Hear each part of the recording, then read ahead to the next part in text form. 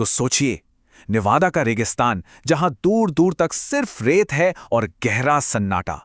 यहीं पर एक ऐसी जगह है जिसका नाम सरकारी नक्शों पर तो नहीं मिलता, लेकिन दुनिया भर में जिसकी कहानियां फुसफुसाकर सुनाई जाती हैं।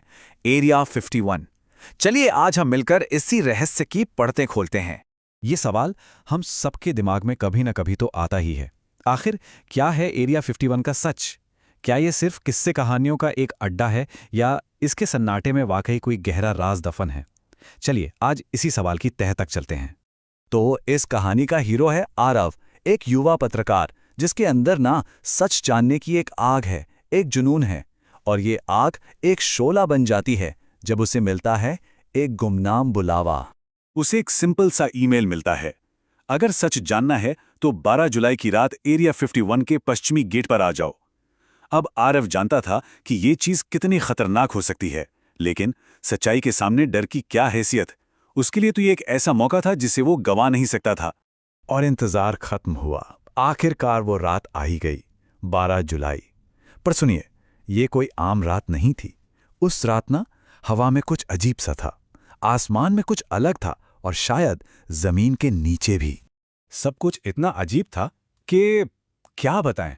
पहले तो पूरे आसमान में एक अजीब सी हरे नीले रंग की रोशनी फैल गई। फिर जैसे ही आरव गेट के पास पहुंचा, उसकी घड़ी बंद पड़ गई एकदम से। और फिर पैरों के नीचे जमीन हिलने लगी, हल्की सी कंपन।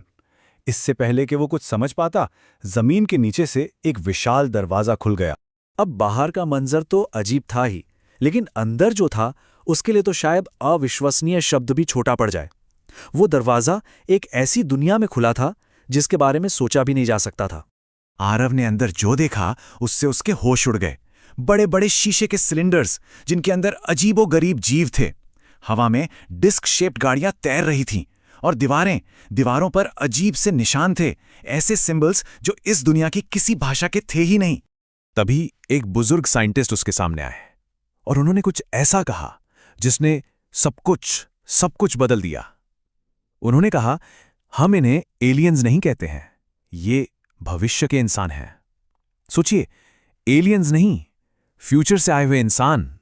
तो जिनको पूरी दुनिया एलियंस कहती आ रही थी, वो असल में हमारे ही वंशज थे, भविष्य से। लेकिन सवाल तो अब भी वही है, वो यहां क्या कर रहे थे और एरिया 51 का असली मकसद क्या था? याद है वो 1947 का यूएफओ क्रैश? हाँ, वही रॉसवेल वाला। सब यही मानते हैं कि उसमें एलियंस थे, लेकिन सच्चाई शायद कुछ और ही थी। कहानी के मुताबिक उस क्राफ्ट में एलियंस नहीं, बल्कि टाइम ट्रैवल करके आए इंसान थे। क्यों?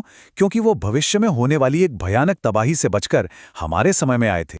तो इसका सीधा सा मतलब क्या हुआ? यही कि एरिया 51 कभी कोई एलियन रिसर्च बेस था ही नहीं। वो तो एक top secret time research centre था, एक ऐसी जगह जहां समय, अंतरिक्ष और इंसान के एवोल्यूशन पर एक्सपेरिमेंट्स किए जा रहे थे। आरव अभी इस हैरान कर देने वाली सच्चाई को समझने की कोशिश कर ही रहा था कि अचानक सब कुछ बदल गया। सच का पर्दा उठने से पहले ही गिरा दिया गया। आरव के दिमाग में हजारों सवाल थे। वो कुछ पूछता, उससे पहले ही उस साइंटिस्ट ने उसकी आंखों में देखा और कहा, तुम्हें ये सब याद नहीं रहना चाहिए। ये सिर्फ शब्द नहीं थे, ये एक वार्निंग थी, एक अंत की शुरुआत। और फिर तो सब कुछ इतनी तेजी से हुआ कि बस जोर जोर से सायरन बजने लगे। फिर एक इतनी तेज रोशनी हुई कि आंखें चौंधिया गईं, और उसके बाद घना अंधेरा। और अगली चीज जो आरव को याद है, वो अपने घर में अपने बिस्तर पर था। जब उसकी आंख खुली तो पहले तो उसे लगा कि शायद ये सब एक सपना था, बहुत ही अजीब, बहुत रियल सा सपना।